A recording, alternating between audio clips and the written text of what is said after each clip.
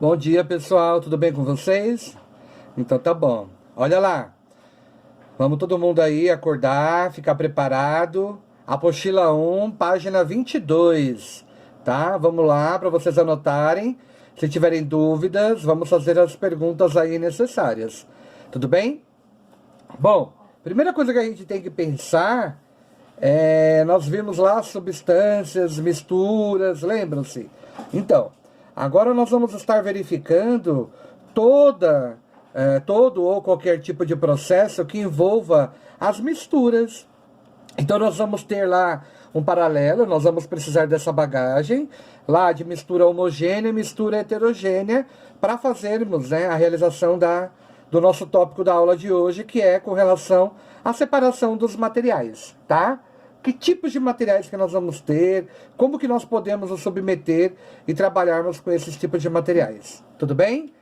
Tá tudo bem aí com vocês? Vamos lá? Quero todo mundo participando da aula, tá? Então vamos lá. Então, se nós formos considerar, as misturas elas podem ser submetidas a diversos tipos de processo de separação. Só que nós temos que pensar o quê? Que os componentes eles são identificados pelas suas fases, ou seja, para eu obter uma substância de ordem pura, eu preciso separar os materiais de acordo com o seu tamanho. Então eu tenho lá cada propriedade de material. Para o seu processo de separação, eu dependo desse tamanho, ou seja, cada tamanho da propriedade de um determinado material, seja ele sólido, líquido, eu preciso ter como dimensão, como característica básica, que cada um vai exercer uma determinada finalidade. Né? Então, para cada finalidade específica, e que se não for de forma específica, ele pode trazer algum tipo de consequência, tá? Desde um processo de laboratório até um processo de construção, tá? Construção civil. Tudo bem até aqui, galera?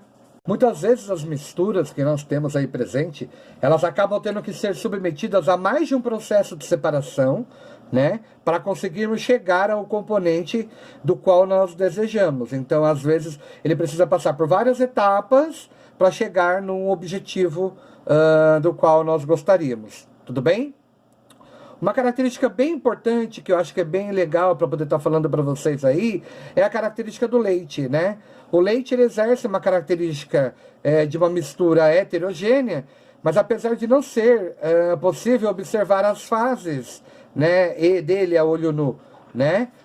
Além desse líquido branco que a gente percebe na estrutura do leite, há também várias ou diversas gotículas de gordura nele, né?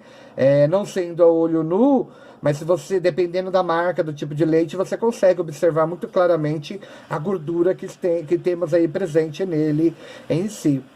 Uma característica muito importante, que o leite ele é considerado um produto industrializado.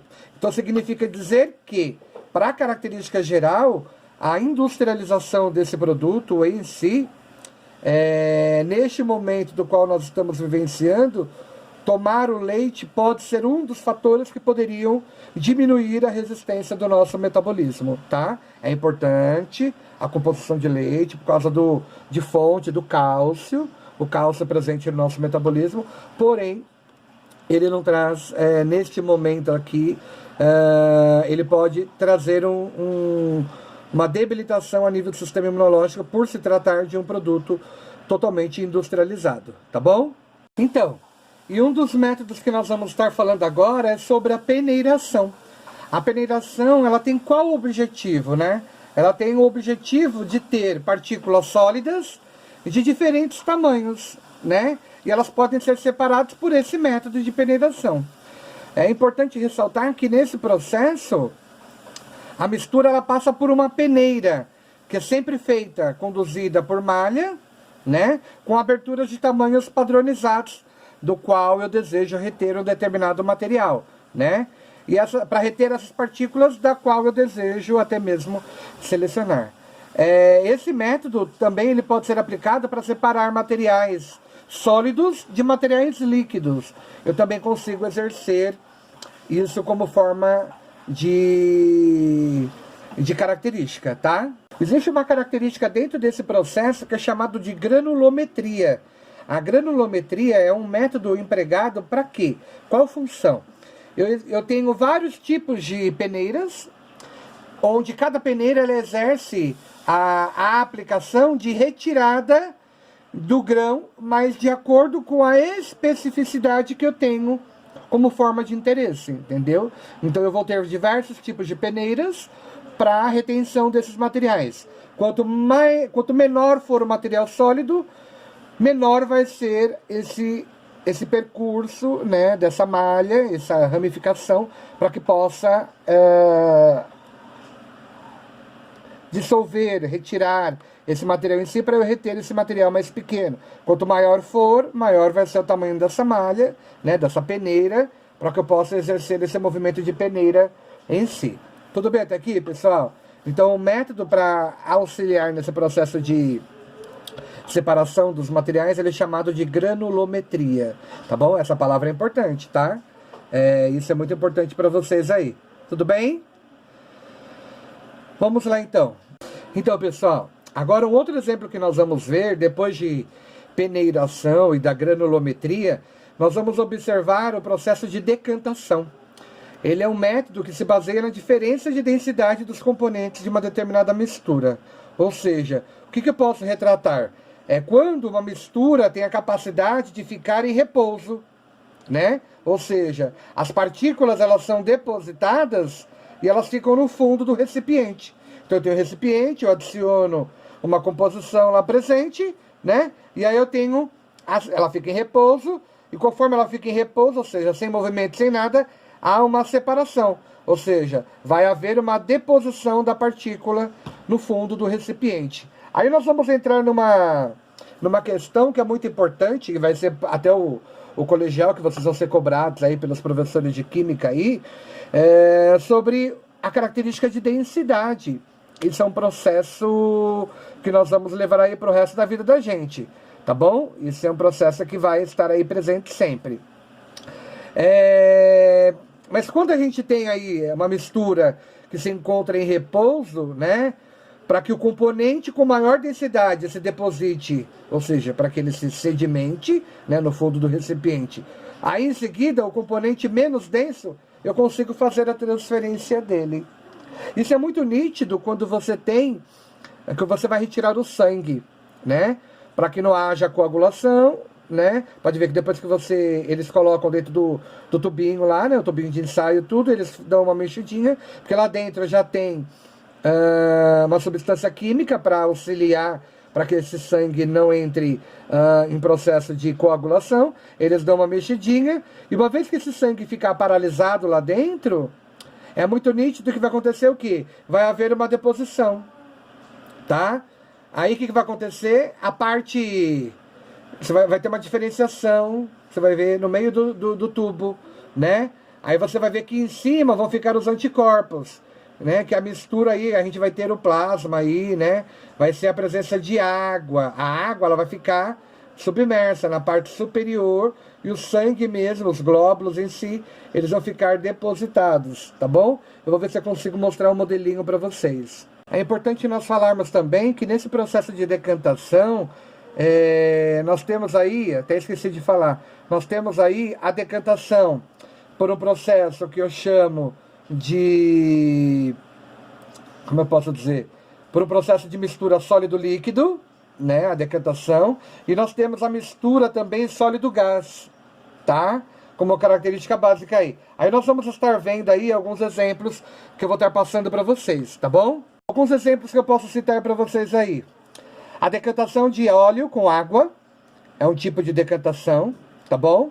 Tem uma decantação da água barrenta, é um outro exemplo, tá? Então nós temos aí dois... E pelo próprio processo de filtração também, envolvendo o processo de decantação, tá? Então, pessoal, eu quero mostrar uma imagem para vocês. Vamos ver se eu vou conseguir para vocês poderem visualizar. Vocês estão vendo essa imagem? Então, ó, quero que vocês observem ela aqui, nitidamente aqui para mim, tá? Todo mundo consegue visualizar? Então, ó, o que eu quero que vocês observem nela aqui para mim, tá? Se vocês olharem, olha só, nós temos 3 compostos aqui, não temos? Olha só a característica. Então, eu fui lá, retirei o sangue, né? Essa parte que ficou suspensa aqui, ó, essa parte aqui nós chamamos de plasma, tá? O plasma é que ficou aqui, né? Ele representa aí cerca de 55%, né? Desse sangue que a gente tem presente. O que fica depositado no fundo aqui são as hemácias, né? Que são constituídos de glóbulos vermelhos aí, tá? Que tem a capacidade de transportar o oxigênio aí, tá bom? Que a gente consegue observar aqui, tá? E essa estruturinha que a gente tem no meio aqui é o que fica no intermediário, que são entre os leucócitos e as minhas plaquetas. Tudo bem? Então acho que ficou claro para todo mundo. Todo mundo conseguiu visualizar a estrutura do sangue? Senão a gente consegue fazer essa visualização e eu mostro pelo zoom para vocês, que eu não consegui virar a câmera certinho, mas acho que deu para todo mundo entender, né? Então eu tenho aí dessa estrutura do sangue, né? Então a parte superior que eu vou ter, com o tempo, vai ficar submersa, então, é a parte do plasma em si, né? Que é o que representa aí, no caso, né? A constituição de água, né? Eu tenho a presença da água, a gordura, os açúcares, as proteínas, né? Onde eu tenho todas essas composições presentes aí, está presente no plasma, tá bom? E aí eu tenho na parte intermediária leucócitos e plaquetas, e embaixo, na deposição, eu tenho aí presença das hemácias, tá bom? Que é onde eu tenho a presença de oxigênio, que acaba nutrindo todas as outras estruturas. Agora é importante falar, que eu quero entrar no ponto-chave, que eu quero falar a respeito da densidade. A densidade, ela é a relação entre a massa e o volume de um determinado material, tá? Então, a gente tem que pensar em quê? Que a massa, ela corresponde à quantidade de determinado material, enquanto o volume é a medida do espaço, né? Que o material acaba ocupando, que nós falamos sobre isso, né? Então, quando se diz que o material é mais denso, significa que esse material tem quantidade maior de matéria, né? Então, ele é mais denso. Então, a concentração de material dele, né? De matéria dele é bem maior, bem superior, né? Tudo bem até aqui?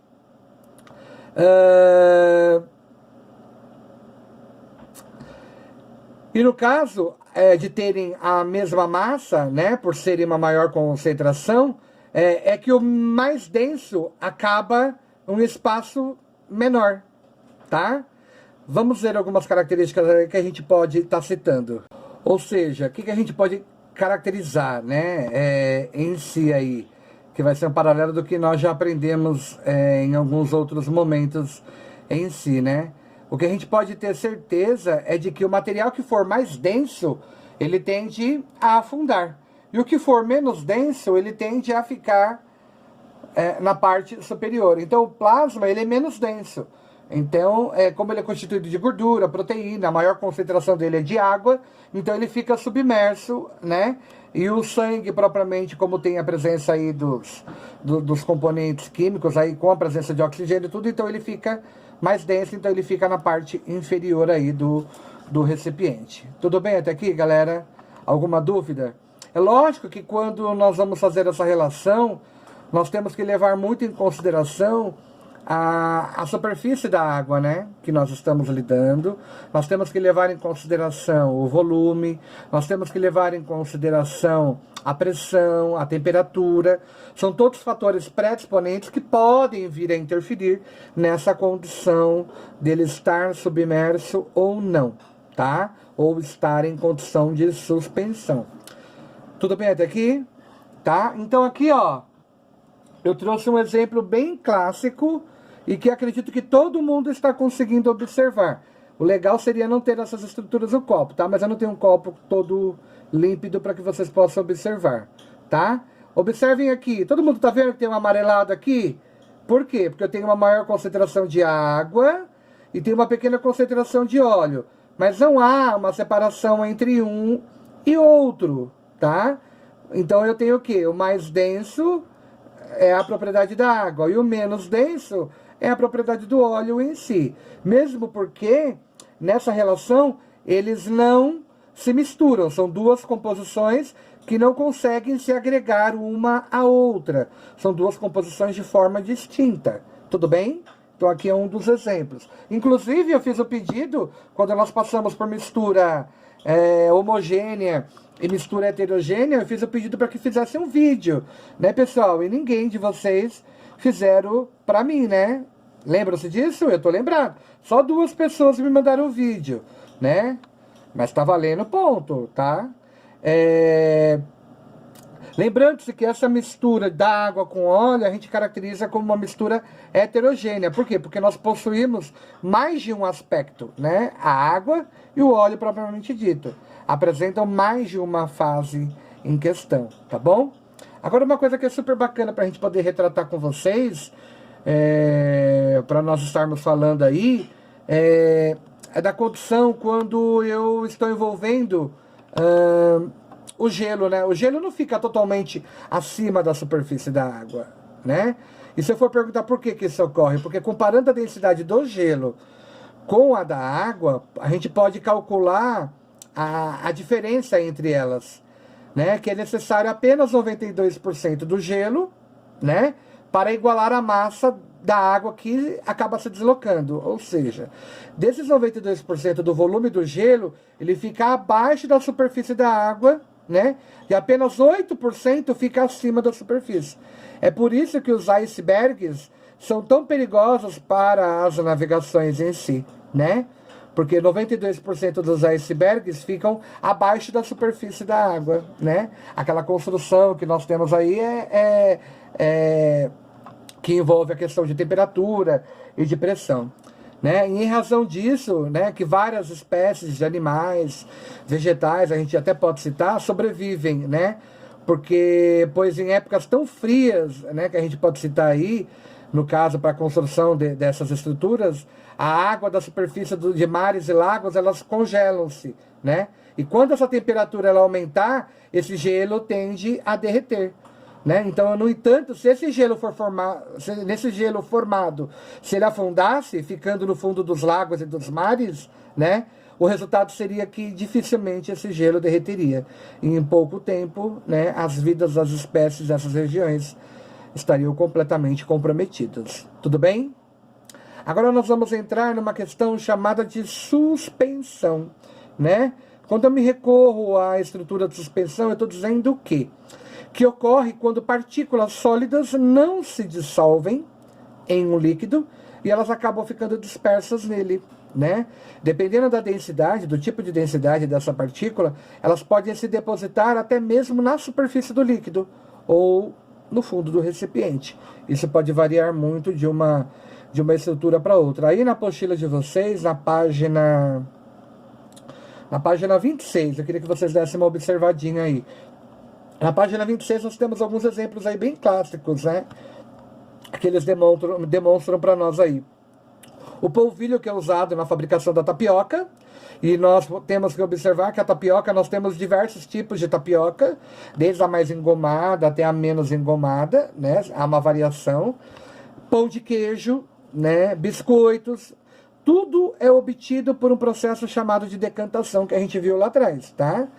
Para extrair essa mandioca, por exemplo, ela é descascada, ralada, para que possamos obter, né, para obtenção de uma massa, né, da massa em si, do produto final, né, em si. E em seguida, elas são colocadas sobre as malhas, né, que aí depois desse processo de descascadas e tudo mais, passando pelo processo com mistura da água, é que a gente consegue, né, ter a diferenciação de uma e outra.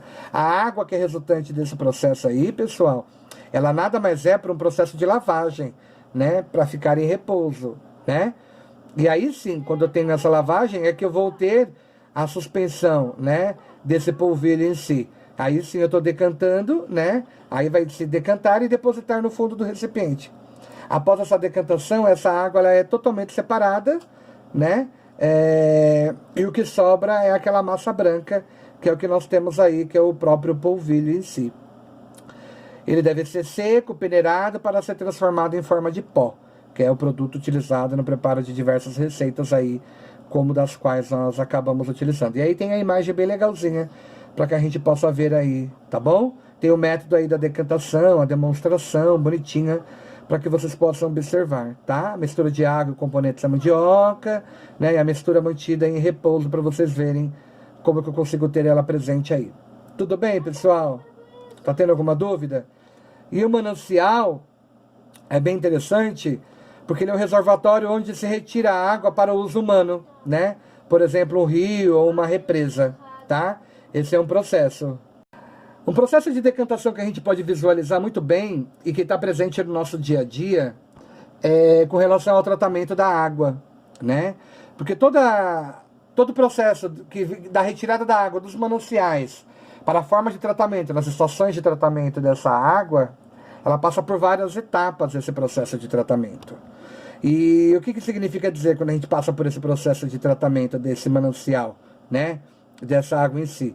Significa dizer que ela passa por diversos processos, e dentre esse processo, né, que a gente consegue observar, ela, para nós observarmos que ela não chega de maneira, ela não é uma substância pura, né, porque essa água que vem para nós, ela já está totalmente, como eu posso dizer, contaminada. Ela é uma água contaminada. Não é à toa que ela vai para os blocos de separação, em tanques. Em cada tanque que ela vai passando, ele vai passando, ele vai sendo adicionado produtos, vai retirando as partículas sólidas dos primeiros tanques, até ela chegar no produto final, que é o que chega nas nossas casas. É super importante ver por que nós temos o acúmulo dessa água clorada, né? Porque o cloro, cujo elemento químico é o C maiúsculo e o L minúsculo presente na tabela periódica. É muito importante que tenhamos a tabela periódica já para nós irmos trabalhando com alguns elementos. Então eu falei do elemento Cl, né, que é o cloro. O cloro, ele exerce como característica básica o processo de eliminação de micro-organismos. A nossa água não é uma água tão transparente, a nossa água não é uma água tão boa, mas, para os especialistas, a nossa água é uma água perfeita. É óbvio que, para nós raciocinarmos, que nós temos águas piores do que a nossa, e ela ainda é considerada uma das melhores, tá? Por isso que nós temos que valorizar tanto, não desperdiçar tanto. Isso é uma questão de educação comportamental. Nós temos que ter isso em mente, viu, galera? Educação comportamental. Então, o que eu tenho que pensar?